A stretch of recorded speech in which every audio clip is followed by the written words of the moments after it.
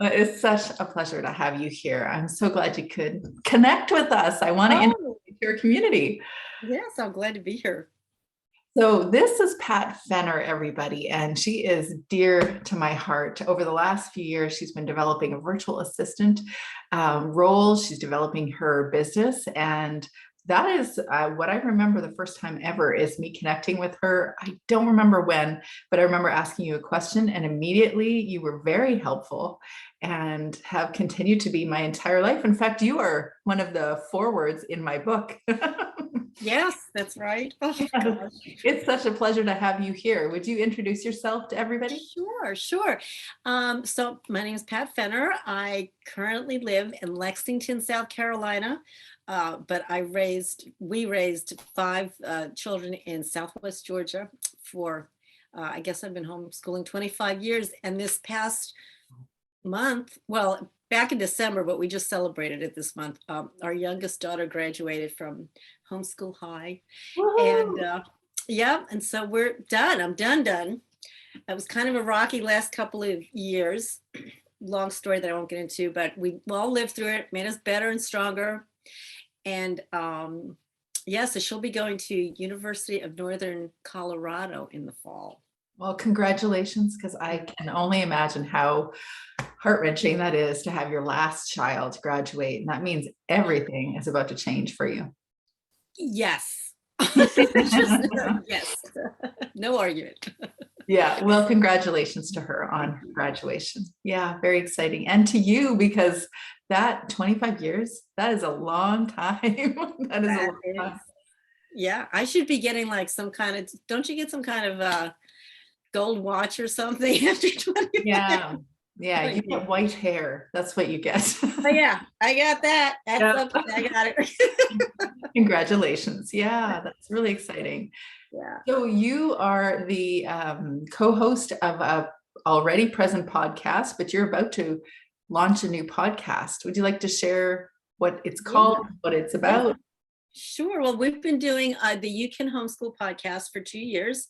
Me and my co-host Tracy Hagerman. Oh my gosh! Don't. I was gonna jump in. And we're both authors. We actually met on an author website, Facebook group, and so we've been doing that for 2 years, and we're about to do well in June. We're going to have episode 100, and then we'll be folding it. So I mean, Woohoo! yeah, it'll still be there, The 100, not the folding it. Right, right.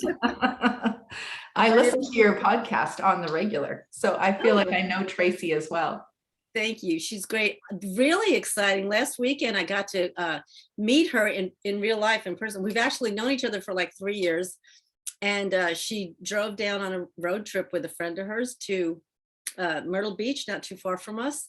And I drove out there and we spent the weekend. It was together. It was so much fun to actually meet somebody that I feel like I'd known and definitely established a relationship with, and then got to meet her in real life. It was really cool. Yeah, that is the beautiful thing about working in the homeschool realm, is connecting with all sorts of cool people. I feel like if I could bring the goats and my Great Pyrenees dog, I would have all sorts of people around the world to meet. Yes, you would. You don't want me to bring Violet, my dog. No. Probably not. Yeah. I mean, where I live, probably not the goats either. Yeah, exactly. You don't need your perennials, really. Yeah, well. So tell me, this is a huge shift in your life. Like it's something that most homeschool moms that are in the midst of it, they can't even fathom it. At this point, they're just thinking, can I actually, sleep through the night? Or even the teenage years that, in my experience, are very exciting, also very intense, depending on the child. And then all of a sudden, boom, it's done. Yeah. And so, I'm sure that many can't even imagine going from there to there. But as I say, it happens pretty quickly. And then all of a sudden you're looking back and going, wow, there it is. It does happen pretty quickly. And the teenagers, I think, are kind of a little more stressful because while you might be getting sleep through the night, they've got a lot less, you've got a lot less hands-on interaction with them. I mean, I've had great relationships with all my kids, but part of raising them is teach them how to let go, and how to Yeah. be independent, and also preparing yourself to let go.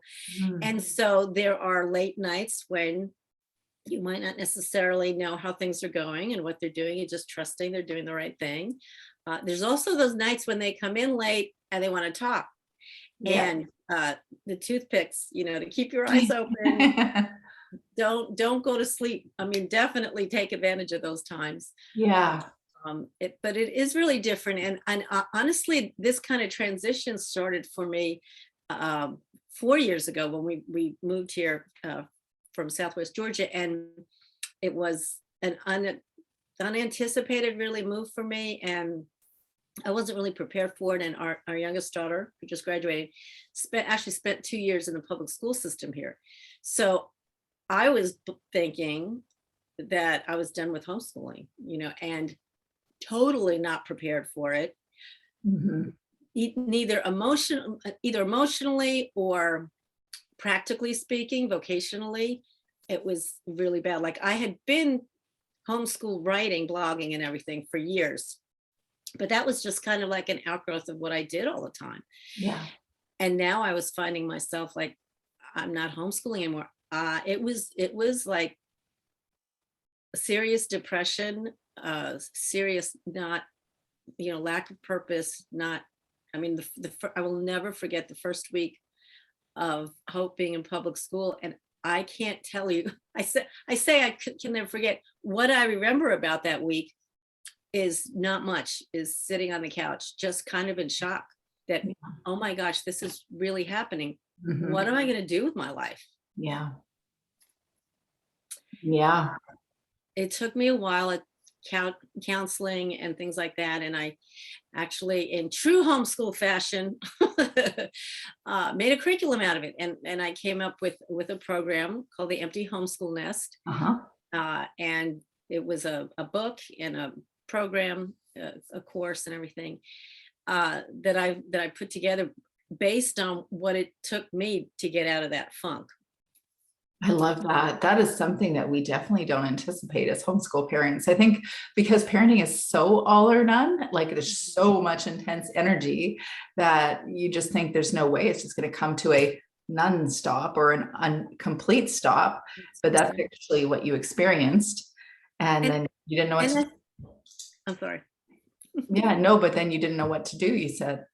Right. And I think that was partly a result of like where I came from in like, because I'd been around so long homeschooling, the older generation kind of, we didn't do part-time jobs. I mean, the most that we did was, selling 31 or Avon or something from the house. We didn't really have a job. And so I think a lot of the younger homeschooler moms these days might have part-time jobs or side gigs or things like that. Certainly there's the ability to work online, which wasn't even, a Yeah. thought. Yeah.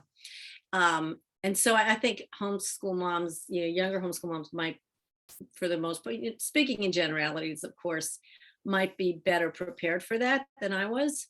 But I think we can still get over it and move through it and everything successfully. So Yeah. Well, so what did that look like? You said for the first week, and it's Hope is your youngest. She went back to school or she went to school, and then you are like sad on the sofa, classic soap operas and bonbons, that kind of thing. At least 1 week in your entire stay-at-home mother experience. it was so pathetic. Oh my gosh, I was pathetic. I was a mess. But a couple of months later, though, my father-in-law came to live with us, and that kind of made me pull my bootstraps because I had to care for him. He came, he was unable to care for himself, and we didn't really want to send him to a home or or a facility. So he came to live with us for close to 2 years. And that kind of pulled me out of my pity party. Right. And at the same time, was when I was able to actually get it together enough to put that course and write the book and everything. So kind of, being in that sandwich generation kind of saved me Wow. really through Oh, that. Yeah. so what would you say some of the lessons were from that empty school? Sorry, I always say it wrong. The empty nest blueprint. Yes, it's the empty homeschool nest because we homeschool, right? Just kind of insert homeschool instead of empty, for empty nest. Okay, got it. Well, it's the importance of developing and maintaining your interests. It's big picture, taking care of mom, and or maybe granular. Very very staying in tune with what you want, what you need as a mom, as a person, not even as a mom, as a person. Yeah. Over the years, and how important that is. But I also, there's a probably about a quarter of it is dedicated to helping homeschool moms understand how much they've learned by virtue of homeschooling Yeah. that can then be translated and transported to the marketplace once their home education years are over. So it could be as an employee, or it could be as an employee, or it could be as an entrepreneur. And I go into detail with how the homeschool or the home educating life is very entrepreneurial. Mhm. You're Yep. always seeing issues and needs that need to be met, and figuring out how to do that. Yep. And there's a lot of skills that, I used to for years say, well, I'm only a homeschool mom. Mhm. And now if somebody says that in my presence, I want to slap them. Yeah. But I understand where that came from. But we're never only or just homeschool moms. There is an amazing amount of talent that is grown and develops from that. And Yeah, I listened to your podcast episode with Tracy about project management and all the different things that you learn as a homeschool mom. And I'm like, yeah, girl, that is so true. You definitely become a project manager. And, absolutely. working in an online business, obviously that's a project management process or effort. But now, I mean, I'm taking it to a whole new level. I'm actually now like a political campaign project manager. I know. Like, what?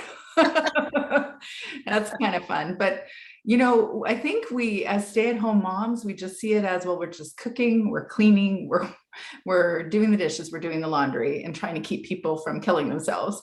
So, and trying to pee alone. But other than that, what are we doing? I would love to hear a few of the things that you think that we're doing along the way. Well, we are, don't forget that we are raising human beings. So all that complexity that we know is in us is in them too.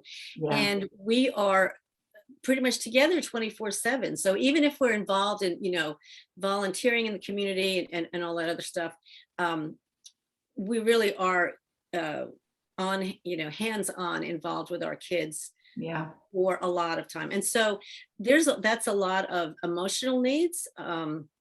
We're also academic needs. We're trying to, socialize them, the big which we do, yeah, and we're interacting with them. So there's a lot of different aspects on their personality and, life skills and things like that we're dealing with that we have to balance.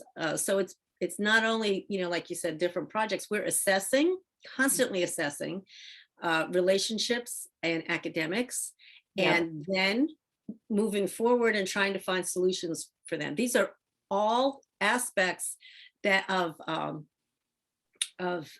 activities that are required and really necessary in the workforce. And actually, when I was doing research on the skills that moms develop, one of the big areas is soft skills, and that's people skills, relating to others, teaching, how to conflict resolution, things like that, which unfortunately, yeah, just a little bit, right?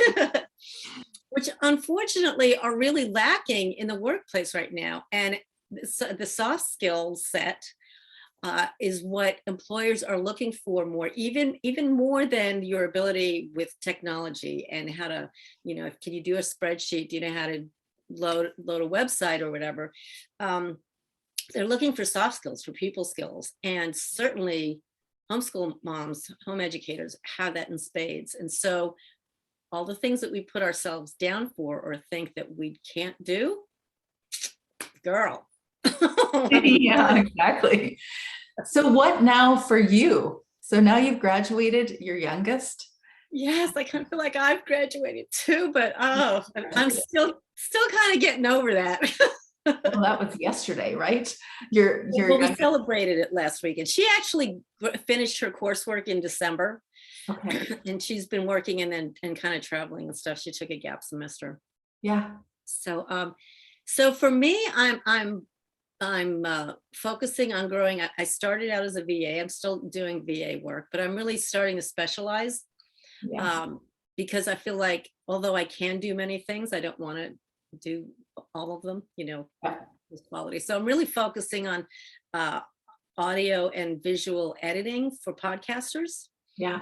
I love podcasting, and I love the community that I've met through podcasting. Yeah. And I also know, as a fellow creative, that creatives don't like to do that back end work. They don't like. Are you looking at me? Oh, I'm like. It's true. It's true though. It's really true. Yeah, and I am one of those kind of unique or weird, however you want to look at it, creatives that does have an eye for detail. Creatives are usually the big picture kind of people. Yes. But I love doing the audio and visual editing, and I've realized too that in promoting a podcast, or if you're an author, a book or whatever, that you've got to, it doesn't matter if you're doing it and you're not telling anybody about it, and so promotion is crucial.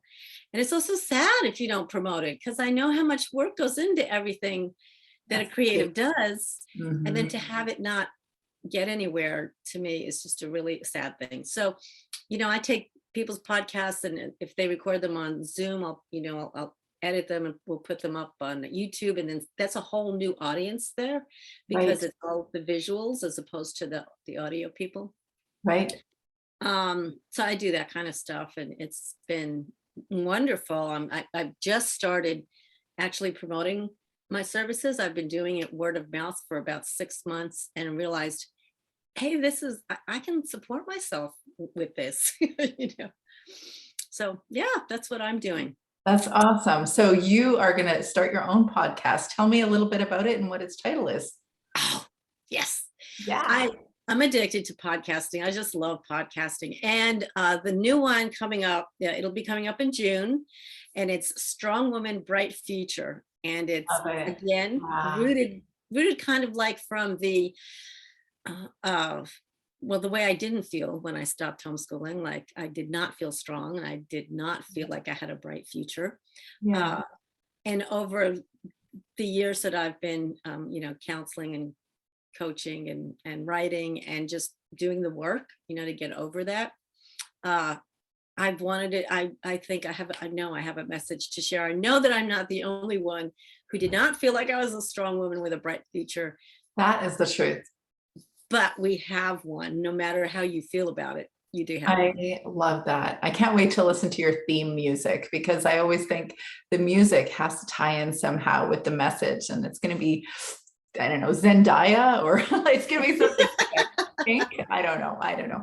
But, yeah, very exciting. So you're going to launch that in the summer, or what time? Yeah, in June I'll be launching it. I don't want to. I know it's a good time for people to sit on the beach and read a book or listen to a podcast. So I'm going to do that. And if anybody is interested in it, right now I'm doing everything from Instagram on the DMs. So you can find me at Pat Fenner.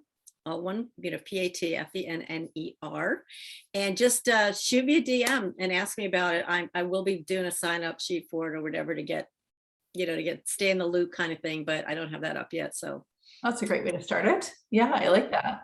Mm-hmm. Good idea, because you've always got so many ideas in behind. I love that. So, you were talking to me about the idea of why not? You said, why not? What does that mean? Okay, let me say this differently. I heard you speak about why not. For you and I both know what we're talking about. Everybody else might not know, but you're like in this moment of realizing that why not might represent where you're at in your life. Yes, Questioning. I am in the why not years. That's what I'm calling why not years. And the weekend that I spontaneously drove out to Myrtle Beach to see my friend and podcast host, Tracy, was the weekend that we celebrated my daughter's graduation. And my husband, who works out of town, and he's only home on weekends, was home. I had a couple of kids that all of our grown kids live in Atlanta, which is probably about 3-4 hours from us. And most of them were home too. So everybody was home. And I got a text from Tracy, and she said, "We're in Myrtle Beach, come hang out with us." And my son, one of my sons, picked up my phone and saw the text. And I didn't realize at first that this was from her. And he starts responding. And then I hear the send sound, he hit send. And I said, "What are you doing on my phone?" And he said, "Well, Tracy's in Myrtle Beach, and I just told her you were packing up and you were going to go visit her." And so I had all these excuses to not come, to not leave. I'm like, I don't know when I'll see her. She lives in Canada, right? Yeah. So I'm driving in the car, so the next morning, yes, I did. I packed up and I went to see her. And my kids were totally supportive. My husband, I think, was kind of a little dazed and confused because I don't do this kind of stuff. Spontaneous, yes. Yeah. And so I'm driving in the car, and I was just so filled with gratitude that God had arranged all this scenario, and so filled with gratitude that I had amazing kids. That I had a husband who supported me financially and everything that made this possible for me to have a car to go out and do this. And the phrase kind of dropped in my lap, like, so why not do this? Why not go visit? Why not? Yeah. Why not have a business that I am proud of? And why not, why not? It just felt like this was the why not years. And all those things that all these years I've been saying I would like to do, or maybe someday I might do, or I would do if ... Why not? Why not? Yeah. Why not do it right now when we're in our homeschool years? What do you think about that? Like, I know that's a whole different kind of challenging why not, in that you have to get the snacks and then you have to grab the kids and you have to go do your thing, or maybe you're dealing with a whole bunch more sibling conflict or energy sapping kind of stuff. But why not make your homeschool the way you would want it to be, so that you're not looking later going, why did I not spend that time doing the things I really wanted to do? What do you think? Yes. I mean, everything you just said, yes. Okay. And honestly, if I had to do it over, sometimes it does feel overwhelming when you're in the trenches, when you've got all the kids, when you've got young ones, and it's hard to do that. Yeah. But the flip side is why you make the effort. If you are really feeling like it's something you want to do that's really important, why you make the effort is because you're being true to yourself. Yeah. Because you're modeling for your kids what it looks like to be a healthy, confident person, and to do what God has led you to do rather than what you feel like everyone's expecting of you. So good. That that is so good. That wraps up all the things that are truly in my heart as well. Because for me, it was a story of recognizing my overwhelm and all the many facets of why I was overwhelmed. And then as those were shed, then I came to this place of saying, okay, I am people pleasing and I'm doing things to get validation from other people. And then I'm building boundaries for me, mostly to become me, like allow myself to be me. And then as I'm building that identity, there's something that goes along with it. And it's called purpose, that when you discover who you are, you're like, okay, well then I should go do this thing. Right. Boundaries, you touch on that, and that's really important to start teaching your kids from when you're little.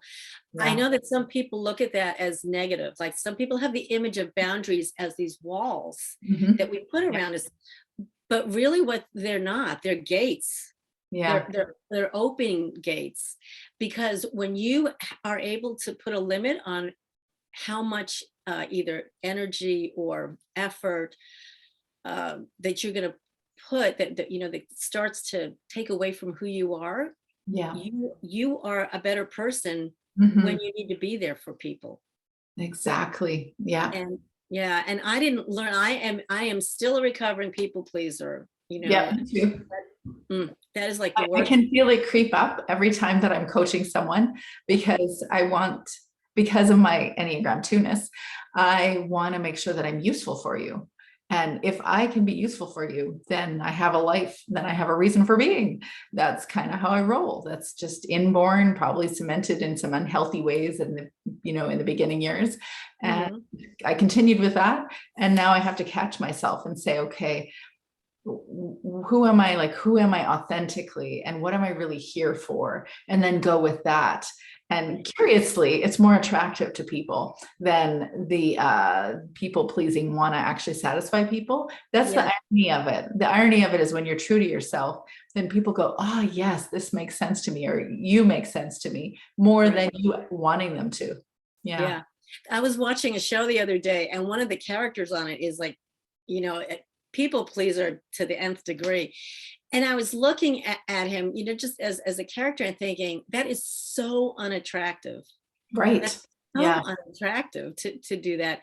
And and yet why do I feel like I have a hard time not being that way? Like, because I feel like I want to make everybody happy. You and I are both twos. We've had conversations about this before, and we Yeah. don't only want to fix it for people, but we want to be able for them to give us feedback about, oh, thank you for doing this. Yeah. But Yeah. that is not our job, Right.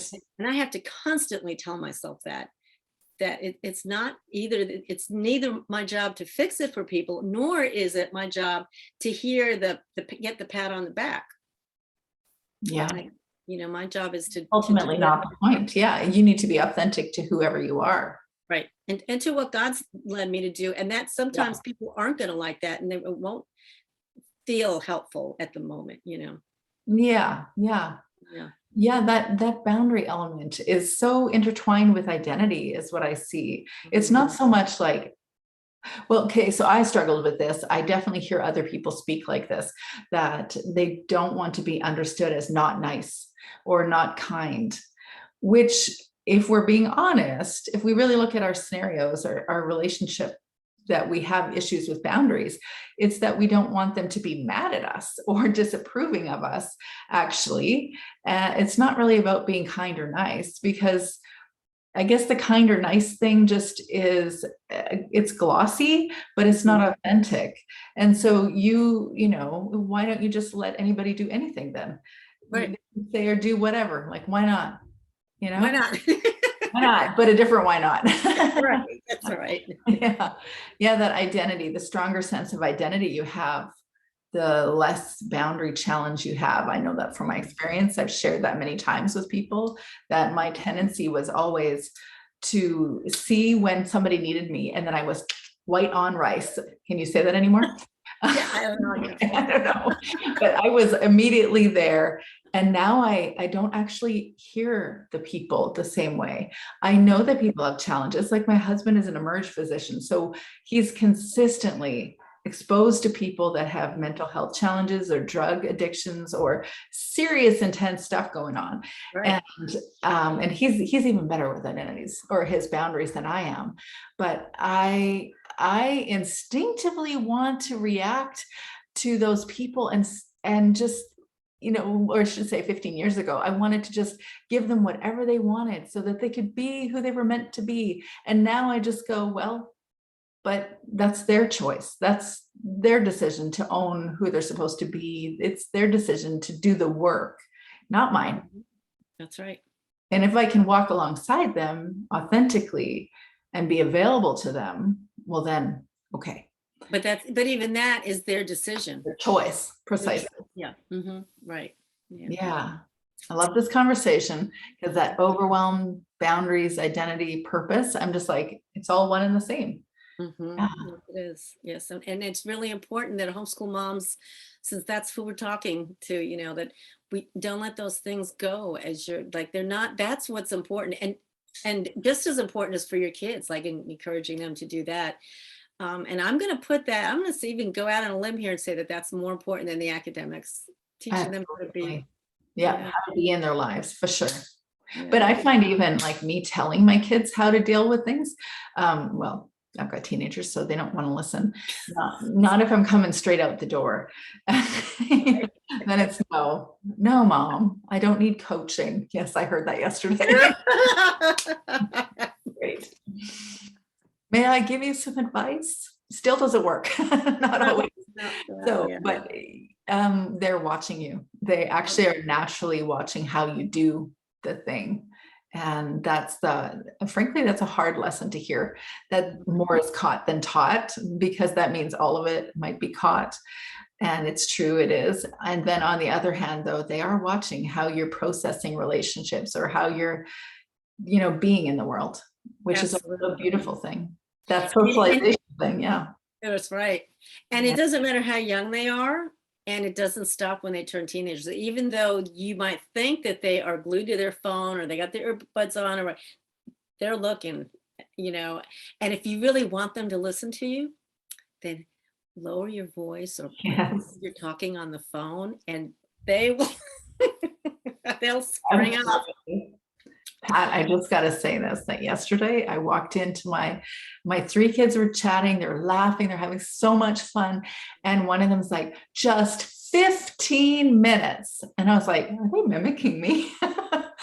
And they were. But you know what they were mimicking is in my book.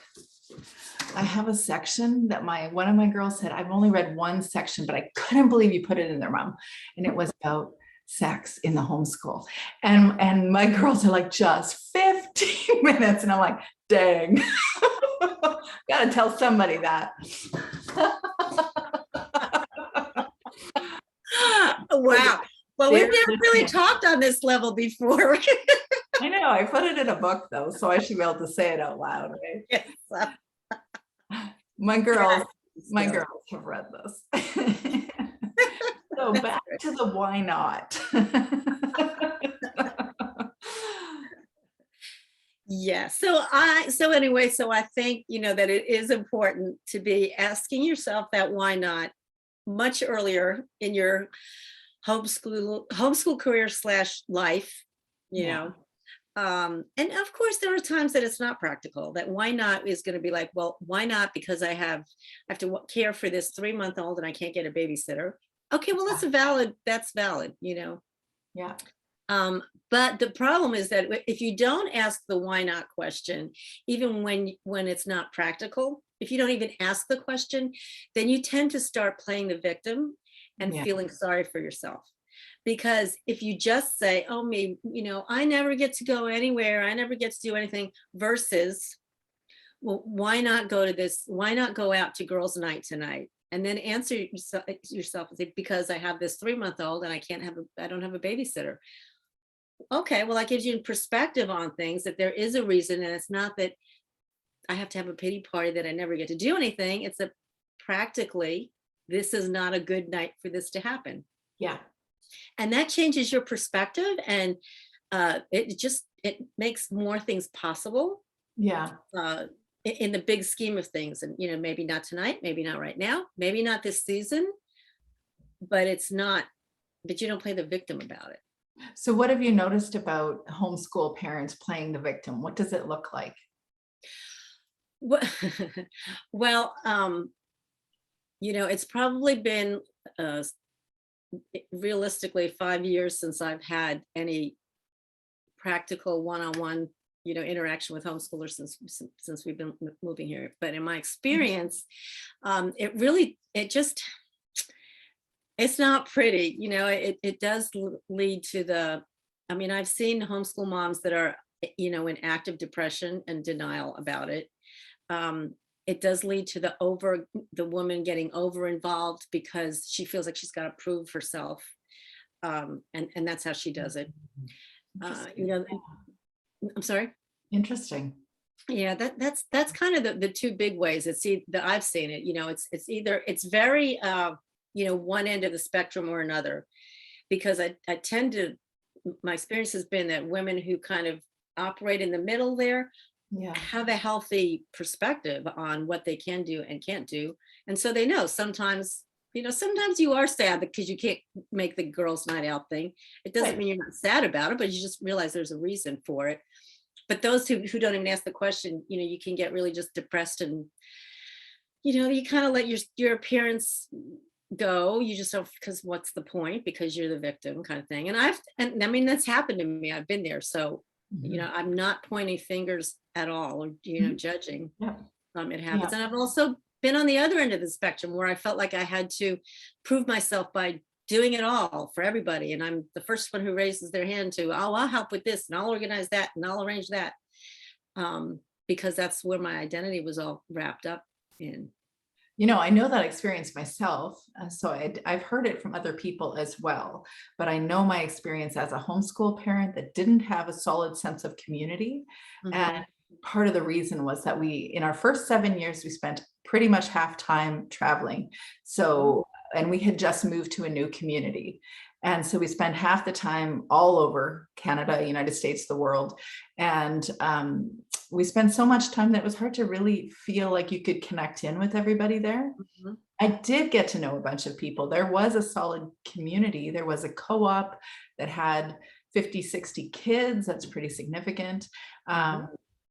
There was a monthly homeschool group where women would get together, but they Mhm. didn't feel like my people. It Yeah. didn't, there were the odd people that I could have a connection with, but it was hard for me to feel like I really was with my people. Mhm. Except what I've learned, and this is definitely homeschooling that taught me this, is that I was looking so hard for homogeneity, like the sameness. I was looking for the same people as me.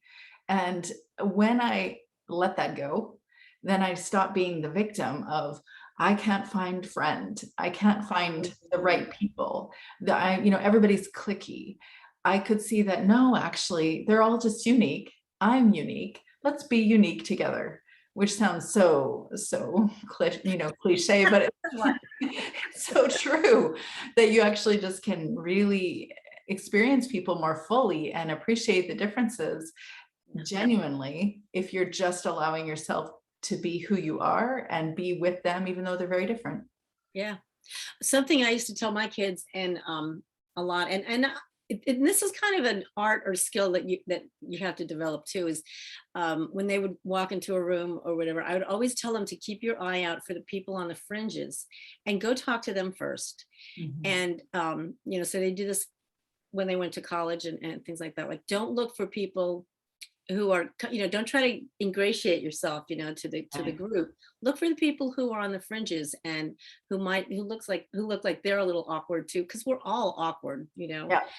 and different situations and in different ways or whatever. But so find them and strike up a conversation with them, and it's just, it's a really good way to kind of break the ice for yourself. It makes it easier, because normally, or typically, the people that are standing on the fringes are standing alone, so you're only starting a conversation with one person, Yeah, that's great. and it's much easier than breaking into a group, and feeling awkward, and do I say the right thing, and over there looking at each other, and why are they laughing, are they laughing, and all that stuff Mhm. you tell High yourself. school? Yeah, that sounds like high school. Yeah, except that it can happen. Like, I remember being in a group of women that I went to a women's group with for many years, and out of the blue, one of these, and this is like 30s, my mid 30s or early 30s, and one woman came up to another woman standing right beside me and said, "So, you want to go for brunch now?" And I was like, I'm right here, Oh. really uncomfortable. And so it does happen where people are not very smooth in that scenario, but really Mhm. you have to just own you and try to fully know people. And frankly, some of those people, the ones that you just don't feel like they fit, they'll just fade away and Mhm. you won't care anyway. But I found that that was a way that I was playing a victim in the Mhm. homeschool realm for sure. Yeah. So instead of being a victim, why not go do your thing, go do your life, go do whatever is, I think, authentic to who you really are as a person. Right. Absolutely. And you never know what things are going to come from them, Mhm. why not, start journaling? I mean, what you just don't know what you Yeah. Yeah, I'm all about not journaling. that anybody I know has a good journal, but whatever. Yeah, and has many of them. And as many of them, that's right. Yeah, Just why not? Like, just really just take the time to stop and ask yourself that question. And I think yeah, it seems like such, I don't know, it seems almost trite or trivial or something, but it was just I was kind of surprised what a difference it made in my attitude. I mean, I have literally that weekend, I have to say, like, I've been journaling about different aspects of it since I've come back. And it's really, I think it's proving already to be one of those big life changing things, like that I can remember, look back and say, oh, yeah, I was very different before I did that, and this is when my life started changing in a different way. And, there's probably only a handful of those, that we all have in our lives. I mean, we have big, different events that we remember, but that have such a huge effect on your life. There's probably yeah, only a handful of them. yeah, that is so beautiful. Every time you share a little bit about that, I'm thinking there has to be a theme song. We'll have to remix this video with your theme music. Yeah. I wonder if I know somebody who could do that. Gee. Yeah. So what's next? So what's next is growing my VA business, but actually, I've been told by more than one person that I need to rename that term, because VA is really, a virtual assistant is really kind of minimizing what I do, which, Yes, I agree. I yeah, was that's gonna tell you that yesterday. Yeah. Yeah. right. And oh, is it an OBM then? What do they call those? Online business manager. Oh, well, maybe a graphics, I forget what we were called, and uh, digital mar a Ah, digital marketing specialist was what I was told okay, to call myself great. here. Yeah, Yeah. because you do generally know a little bit of everything. Yeah. Yeah, I know, I used to say I know enough to make me dangerous, but what I say now is I know enough to make me useful. Like, yeah, nobody has to know everything you need to know about, like, say, SEO, or yeah. editing video or editing audio. You don't need to know everything. And I think, and now, of course, there are specialists, and that's great. And they get a lot of money for what they do. And that's fine if that's where they feel they're called to do. But I feel like I'm, I'm called to help small business women. I focus on women owned businesses, because I feel like we kind of need to stick together, Mhm. and creatives, and a lot of them are podcasters, and I just kind of have fallen into that group, and I'm enjoying that. Um, but we don't need to know everything about all those things. We need to know enough to get our message out, Right. and Yes, that's what I want to help people get their message out. So I just, knowing how important it was for me to do that, and the lives that I've touched because I pushed through to do that, just makes me all the more determined to help other people do that as well. I love that, Pat, that very much. I so what is the word, resound? Resonate. Resonate, thank you. I so resonate with that. That's exactly how I feel. So then that's what happens when you get that identity and purpose locked in, and then you're like, "Okay, I'm gonna go do this thing." And I get so excited about those moments where I get to do that, and it feels like, "Ah, I'm alive." Yeah. Absolutely. You're just like, you're in a groove, and this, you're doing what you're supposed to be doing. I had so many of those moments while I was homeschooling. Yeah. Uh, and I mean, I had frustrations too. Over 25 years, there were times when I was ready to Yeah. send them back to school. Yeah. But you have enough of those moments that that this is where what you're supposed to be doing and where you're supposed to be. And God gives you what you need to get through the rough times. That's all. Yep. Learn what you need to learn. So Mhm. what, that is actually really a great encouraging conclusion to our discussion. But is there anything else that you want to say before we close? I just want to say, because we're talking to mostly homeschooling moms, and Yeah. like kudos to you, Yeah. kudos to you that you care. I mean, I know you care about your kids, but you are really going the extra mile. And I just want to give you encouragement. If you ever feel like you want to quit, like I know you can talk to Teresa, but feel free to, DM me on Instagram. So, and I would love to just encourage you, because I know sometimes you just need to vent. Yeah. But what you're doing is God is smiling on you and on your life. And I know there's tough days, but there are tough days no matter what we do. Mhm. And the beauty of what what and who you are helping to grow and blossom is in your kids, and it's in your life too. And you Mhm. have no idea what it's going to look like and how wonderful it's going to be. But I can promise you that it is going to Such, be wonderful. such good words, Pat.